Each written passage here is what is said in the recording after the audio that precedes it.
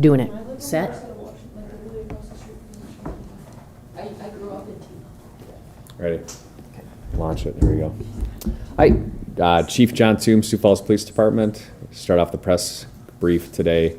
We've got some special guests today, some players from Sioux Falls City FC, and we're going to talk about an event on Friday, community soccer match at Bob Young Field, 6 p.m., and wanted them to give some insight into the game, so I'll invite them up, and they can talk a little bit about the game and what's going to take place, and then I'll close it out. And then if you have any questions, feel free to ask them too. So.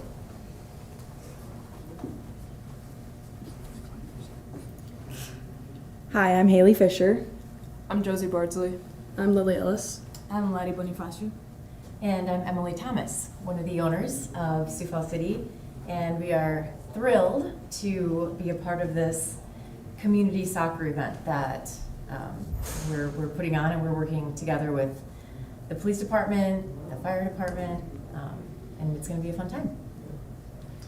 And then you guys had a cause you were going for, if you want to talk about that cause a little bit. Yeah, we are very excited to be having jerseys made to auction off, and all of the proceeds from that auction will go to the organization called Call to Freedom as well. So it's going to be a great opportunity. I'm going to talk into the mic because they want me to talk into the mic. Yes. Sorry. And then we can have any questions. But great opportunity partnering with Neighborhood Soccer, which has been covered pretty closely. A lot of the participants in Neighborhood Soccer get the chance to come to this game for free. And really, we want to promote a community soccer match. I think for people who've had the chance to watch Sioux Falls City FC, the soccer is a high level. It's entertaining, it's fun, and it gives these kids a chance to identify with some players and really look for the future and kind of see what sports can bring, right? But also a chance for us to come together. Police department will be there, fire department will be there, some other groups within the community. Most importantly, Leo, our therapy dog, will be there. We'll always put a shameless plug in for that. That seems to draw attention. And then at halftime, there will be the first, what I hope will be an annual event, police department against fire department penalty kick shootout. You're not going to want to miss that. We can't play a whole game because we don't have the conditioning or ability to play a whole game. Well, we will at some point, but not at a high level. But if you want to watch me sky a penalty kick, this is your opportunity. I've decided to go all power, all glory, or disaster, one or the other. But it's going to be a fun event, and we want to invite, especially with that neighborhood soccer component, kids who maybe participate in neighborhood soccer. If you haven't got the word, you can come to this game for free.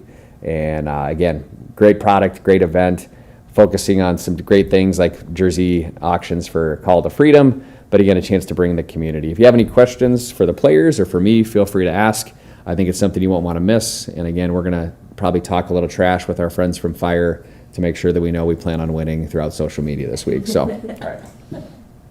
Any questions or anything? No. All right.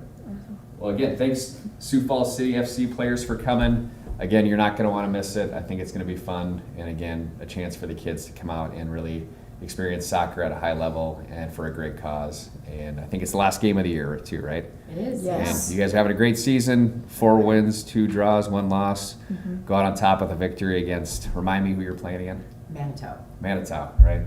Mike, yeah. So Yeah. we want to have a good crowd for that, Yes. and I appreciate it. So thanks for your time. Yeah, thank you. Thank you.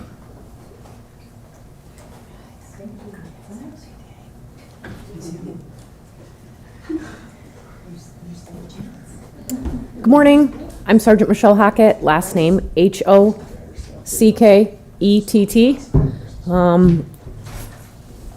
For this morning's press briefing, there are just a few calls that we will touch on. The first is going to be a burglary on the east side. Target happened in the late hours at approximately 11:53 p.m. on June 25th.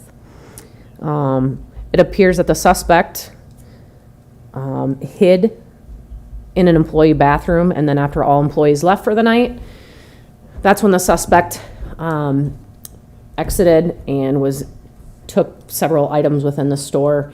When they went to go exit with several bags of merchandise, the burglar alarm was then set off, and they took off. We do not have any leads at this time or description at this time of the suspect. Another call from this weekend would be a stolen vehicle that originated in the area of Nick Ann Court. It happened on the night of June 23rd, so Friday night. The vehicle was taken, and then the next day on the 24th, Saturday morning or afternoon sometime, we came into contact with that vehicle, and 3 juveniles were arrested. They were charged with aggravated eluding as well as possession of a stolen vehicle and several other charges, traffic-related and otherwise related, but no weapons at this time.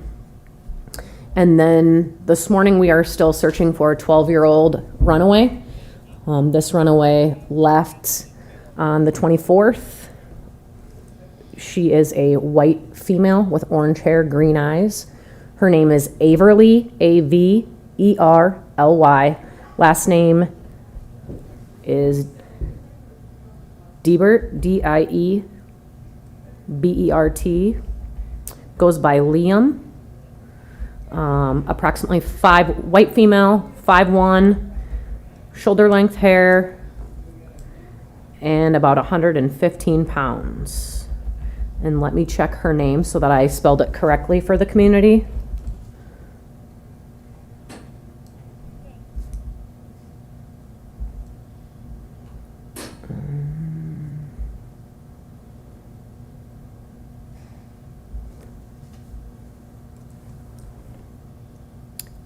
And I apologize, I misspoke.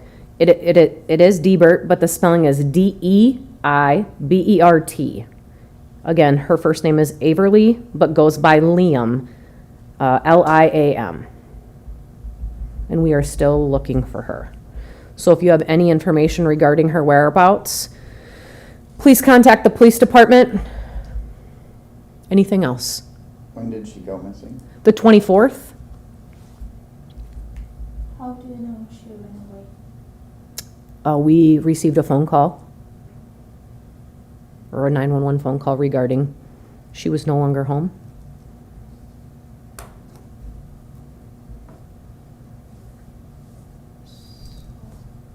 Did they say that she ran away? Yes. There also was a fatality crash this weekend. It happened in the area of 41st and Ellis, and at this time, there are no names or no further information being released because it is still under investigation. And speaking about Averly, did you receive the phone call from your parents? At this time, I'm just going to tell you that we received a 911 phone call that reported that she was no longer home and that they needed help locating her and that she was a runaway. Yes. Does she have a cell phone? No. Not one that we're aware of, no. Had she run away before? Why did they suggest that she ran away? Would you like specifics or, I mean, there's not a lot I'm going to be able to give you as she's a juvenile. So as far as specifics, they'll be fairly generalized. Some kids that we see often that are runaways, whether they're 10 years old, younger, or even older.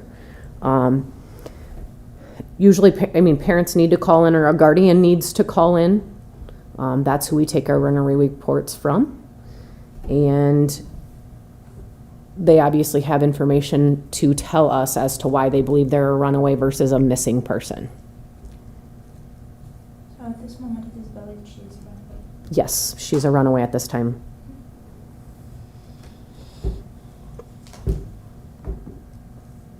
Anything else?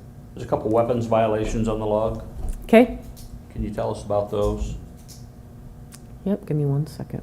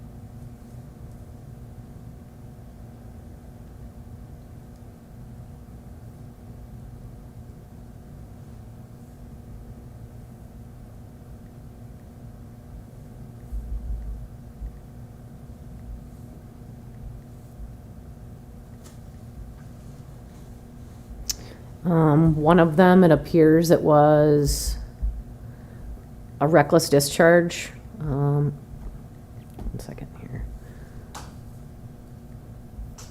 So the person, it was their own firearm and it was completely accidental. And the other one is going to be,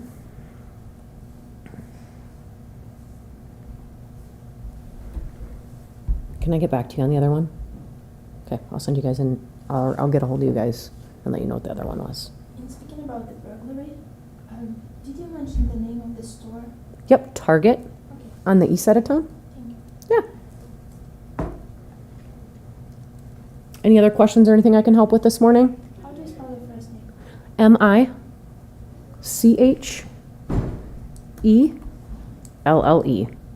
Thank you. Yep. Have a wonderful day.